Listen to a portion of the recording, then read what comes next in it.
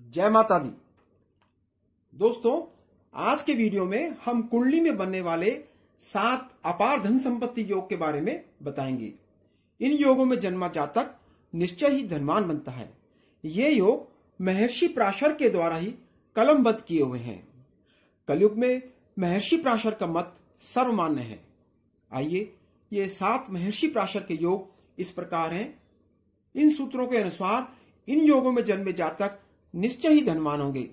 इसमें इन सभी सूत्रों में महर्षि पराशर ने 5वें घर को और 11वें घर को, इन दोनों घरों को लेकर अपार संपत्ति योगों को बताया है।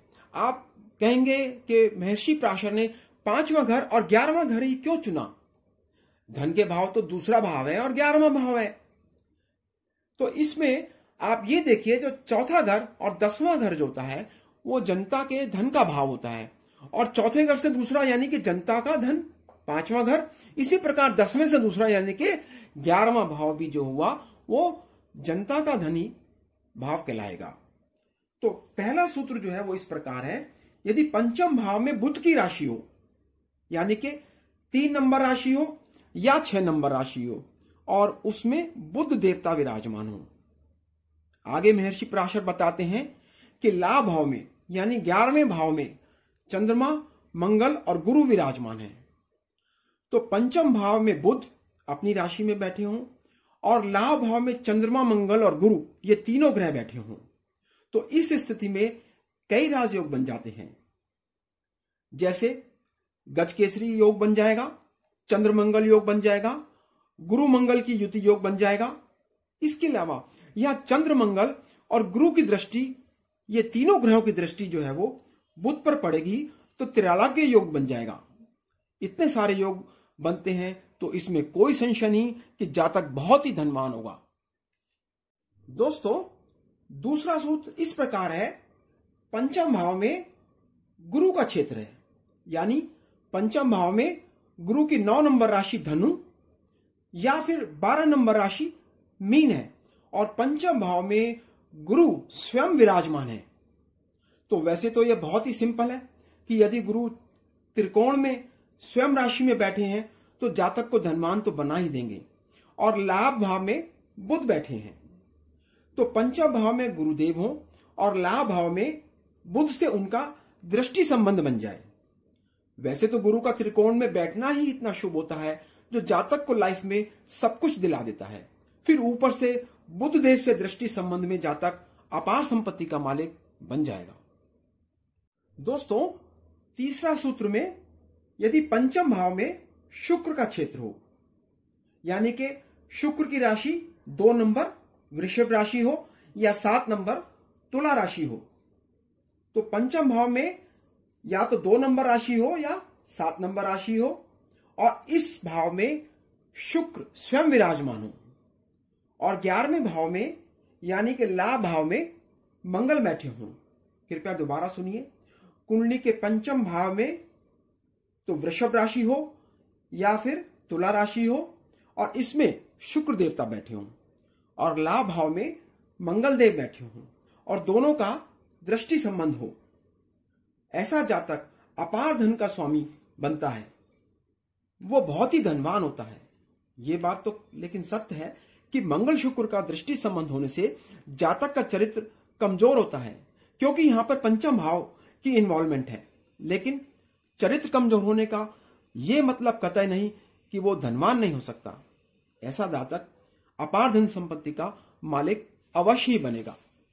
दोस्तों, अगला सूत्र इस प्रकार है। पंचम भाव में शनि का क्षेत्र हो, यानी कि शनि की राशि हो। शनि की कौन कौन सी राशियां हैं?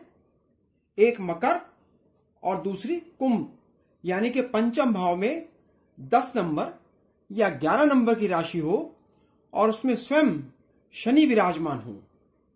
आपको याद रखना है कि इन सूत्रों में पंचम भाव में जो भी राशि है वहां भावपति ही बैठे हैं। याद रखिए कि भावपति अगर भाव में बैठेंगे तो उस भाव की वृद्धि कर देंगे। और फिर लाभ भाव में सूर्य और चंद्रमा विराजमान है। ये लाभ भाव 11वें घर में सूर्य और चंद्रमा विराजमान है।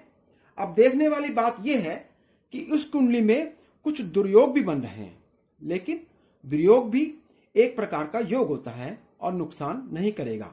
जैसे कि यहां अमावस का दुर्योग सूर्य चंद्र युति के कारण है और विष योग भी शनि चंद्र दृष्टि के योग के कारण बन रहा है। इसके अलावा शनि पर सूर्य की दृष्टि भी है। फिर भी महर्षि पराशर के अनुसार यह जातक बहुत धनवान होगा।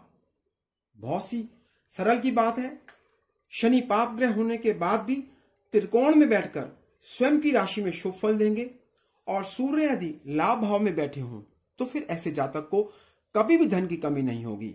धन आगमन हमेशा होता ही रहेगा और जातक को कभी धन की चिंता नहीं रहेगी।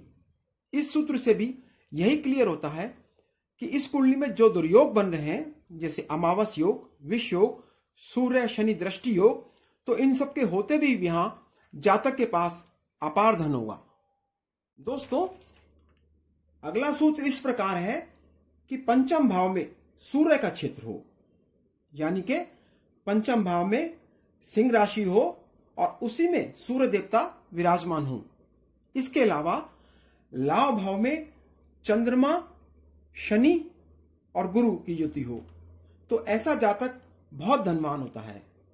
अब आप ध्यान दीजिए कि कुछ लोग कहेंगे कि चंद्र शनि की युति से विष योग बन जाएगा और सूर्य शनि की दृष्टि संबंध से जातक अपमानित होगा।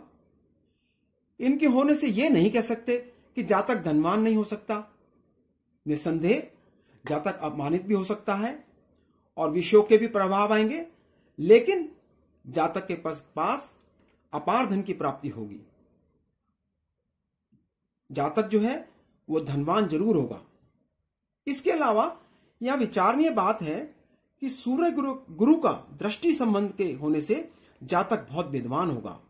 गुरु और चंद्रमा की युति से गज केसरी योग होगा, तो इस केस में जातक बुद्धिमान भी होगा, तो इस योग में भी जातक महाधनवान बनेगा।